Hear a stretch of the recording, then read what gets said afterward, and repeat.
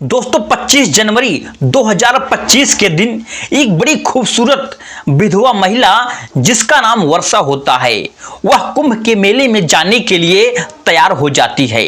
लेकिन थोड़ा सा समय हो जाने के बाद उसका भतीजा जिसका नाम अतुल होता है वह भी इसके घर पर आ जाता है, क्योंकि दोस्तों वे दोनों ही प्रयागराज के अंदर महाकुंभ का मेला देखने के लिए आखिरकार जा रहे होते हैं। दोस्तों थोड़ा सा समय और गुजरता है और बीतने के बाद ये दोनों अपने घर से निकल पड़ते हैं और रेलवे स्टेशन पर आखिरकार चले जाते हैं। दोस्तों कुछ ही मिनटों के बाद ट्रेन भी वहां पर आ जाती है और दोस्तों जैसे ही ट्रेन रेलवे स्टेशन पर रुकती है तो ये दोनों उस ट्रेन के अंदर आखिरकार चले जाते हैं और एक ही सीट पर बैठ जाते हैं। और दोस्तों उसके बाद ये दोनों एक साथ कुछ ऐसा काम करते हैं कि जैसा कि आप सोच भी नहीं सकते हो, जिसके बारे में आप कभी भी कल्पना भी नहीं कर सकते हो। नमस्कार दोस्तों, मेरा नाम है ब्रजेश कुमार। दोस्तों हमारी सच्ची कहानी की शुरुआत होती है राजस्थान के गुलाबी नगरी जयपुर से। और दोस्तों इसी शहर के अंदर रहने वाली बड़ी ही खूबसूरत महिला जिसका नाम वर्षा होता है। दोस्तों देखने में तो आपको बता दूं कि बहुत ही ज्यादा सुंदर और आकर्षक होती है और यह आज के समय में दोस्तों उस घर में अकेली रहती है। लेकिन दोस्तों इसी शहर के अंदर 20 से लगभग 30 किलोमीटर दूर पर उसका एक जेठ रहता था जिसका नाम दोस्तों नेकी राम होता है। दोस्तों नेकी राम एक ही बेटा होता है, उसका नाम अतुल होता है। दोस्तों अतुल जो कि लगभग 22 से 23 साल का हो चुका था। जैसे ही दोस्तों विधवा महिला हर रोज अपने स्कूल में पढ़ाने के लिए जाया करती थी तो उसी दौरान प्रयागराज के अंदर कुंभ का मेला भी लगने वाला था। और दोस्तों यह विधवा महिला जो वर्षा कुंभ के मेले में जाने के लिए सोचने लगती है, लेकिन थोड़े समय के बाद दोस्तों यह इस बात का भी सोचने लगती है कि मैं कुंभ के मेले में अकेली तो बिल्कुल भी नहीं जा सकती हूं, इसके बारे में तो सोचा भी नहीं जा सकता है, इस किसी को तो साथ में ले जाना ही पड़ेगा। लेकिन दोस्तों उसके मन में ख्याल आता है कि क्यों ना मैं अपने भतीजे अतुल को लेकर के आखिरकार कुंभ के मेले में स्नान करने के लिए चली जाऊं। दोस्तों उसी समय अपने मोबाइल के फोन उठाती है और अपने जेठ नेकी राम के पास आखिरकार फोन कॉल कर देती है और कहने लगती है कि जेठ जी मुझे जो है प्रयागराज के अंदर कुंभ मेले में स्नान करने के लिए जाना है और मैं अकेली हूं, वहां पर नहीं जा सकती हूं जैसा कि आप भी जानते हो, तो मेरे साथ कोई महिला होनी चाहिए और साथ में एक पुरुष भी होना जरूरी है ताकि वहां पर मैं अच्छे तरीके से कुंभ के मेले के अंदर स्नान कर सकूं, पूजा पाठ कर सकूं और वापस अच्छी तरीके से मैं लौट सकूं। अब दोस्तों नेकी राम कहने लगता है कि कोई बात नहीं है, तुम अपने भतीजे अतुल को अपने साथ ले जाओ। और इस तरह से दोस्तों नेकी राम और अपने बेटे अतुल को सारे दोस्तों खाने बता देता है और कहने लगता है कि तुम्हें अपने विधवा चाची वर्षा के साथ जो है कुंभ के मेले में जाना पड़ेगा और तुम मना नहीं कर सकते हो। दोस्तों अतुल तुरंत मान जाता है और अगले ही दिन दोस्तों अतुल अपनी चाची के घर पर जाता है और कहता है कि थोड़ी देर बाद अतुल दोस्तों अपनी चाची के घर पर आखिरकार पहुंच जाता है। लेकिन दोस्तों अतुल को पहुंचते पहुंचते लगभग शाम के लगभग 7 से 7:30 बज चुके थे। अब दोस्तों जैसे ही अतुल अपनी चाची वर्षा के घर के अंदर एंट्री करता है, प्रवेश करता है, तो उस समय दोस्तों अतुल की चाची वर्षा अपने बाथरूम में स्नान कर रही होती हैं। और दोस्तों कुछ ही मिनटों के बाद जैसे ही वर्षा इस बाथरूम से निकलती हैं तो जब दोस्तों अतुल की नजर अपनी चाची पर पड़ती है तो और दोस्तों बिल्कुल बेकाबू हो जाता है और दोस्तों वह अपने आप को बिल्कुल संभाल नहीं पाता है।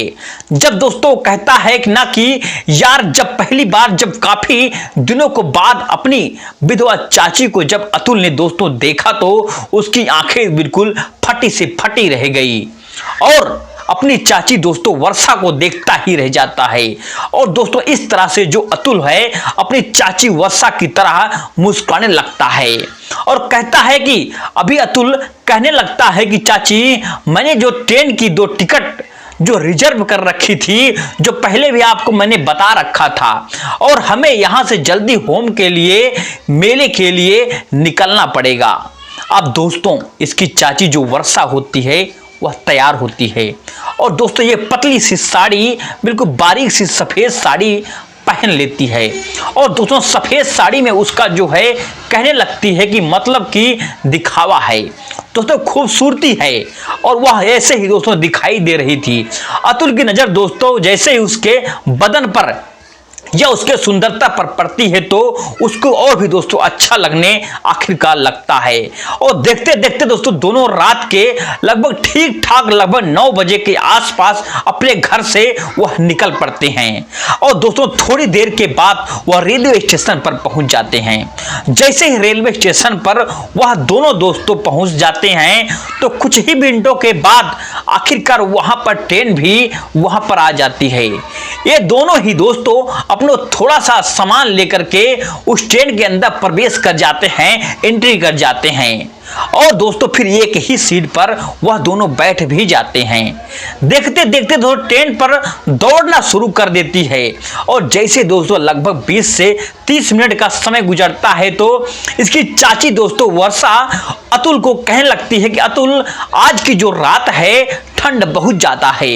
अतुल भी दोस्तों कहने लगता है कि वर्षा चाची हाँ आज तो ठंड बहुत ही ज्यादा है, जैसे मुझे भी लग रही है। और इसके बाद दोस्तों वर्षा उसी समय अपने बैग से एक दोस्तों चादर निकालती है और चादर खोलने लगती है। दोस्तों जैसे ही चादर खोलती है तो उस चादर को दोस्तों एक ही चादर को दोनों ही दोस्तों ओढ़ लेते हैं, और दोस्तों जब दोनों चादर एक ही साथ ओढ़ते हैं तो अतुल जो है उसकी जो दोस्तों फीलिंग होती है वह बाहर आने लगती है। अब दोस्तों वह क्या करे। अब यह दोस्तों बात तो आप सभी लोग जानते ही हैं कि भाई जब जो दो लोग एक ही चादर में होंगे तो उनका जो मन है उसकी नज़र तो फीलिंग तो बढ़ेगी ही। दोस्तों कैसी होगी तो फिर उसके बाद अतुल इसको दोस्तों रुका नहीं पाता है, जो दोस्तों अपनी चाची को सीधा कह देता है कि चाची देखो सीधी बात है, महाकुंभ के मेले को तो बाद में हम देखेंगे, पहले आप यहीं पर अपनी जो बात है उसको निपटा लेते हैं। दोस्तों जो उसकी चाची होती है वह समझ नहीं पाती है। फिर दोस्तों वर्षा के अपने पति के प्यार से बहुत ही ज्यादा परेशान थी, क्योंकि दोस्तों उसका जो पति था बहुत ही दोस्तों पहले उसको छोड़ करके चला गया था।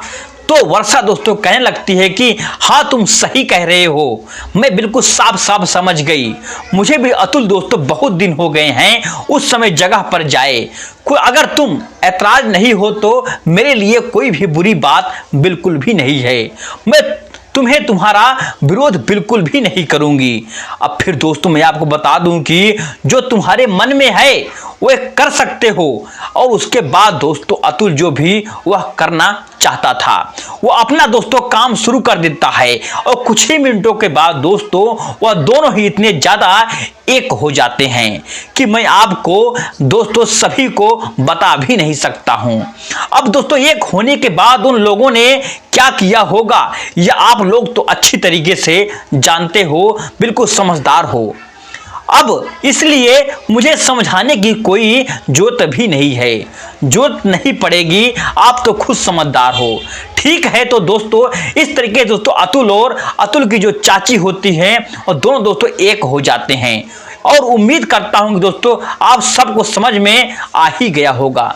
अगर दोस्तों हमारा वीडियो आपको अच्छा लगा हो तो वीडियो को लाइक और चैनल को सब्सक्राइब करना बिल्कुल भी ना भूलिए। चलिए दोस्तों मिलते हैं नेक्स्ट वीडियो में एक नई कहानी के साथ, तब तक के लिए जय हिंद, जय भारत, जय हिंदुस्तान।